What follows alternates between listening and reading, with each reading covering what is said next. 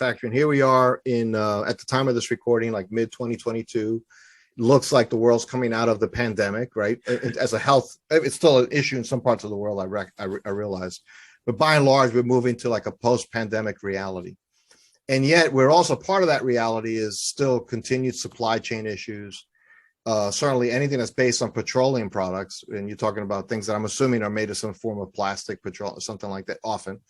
Sure.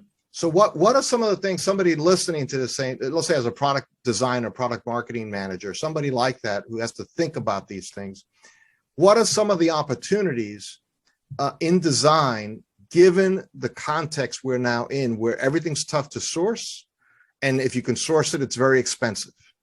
And if you can source it even expensively, it's hard to get the labor to work on it. So it's a lot. I mean, that's a trifecta of pain. There is a lot of pain out there, and I talk to a lot of business owners, and I don't know any that aren't talking about how hard it is to get employees and how hard and how terrible the supply chain has become. So we've actually started using the phrase design for supply chain management,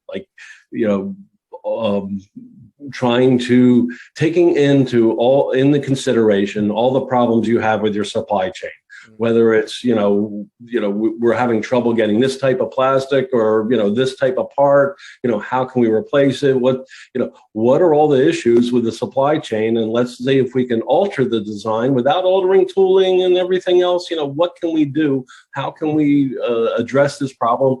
And it's like I said, almost everything that we start with is a problem. We customer presents a problem to us, and we go in and we concept 5 to 10 ways that we can solve that problem for them. It's the same thing with the supply chain management. How can we help, giving all the the problems that you're facing with it? List out the problems and let us see what we can do to help out. Changing the design in order to adapt to the current environment.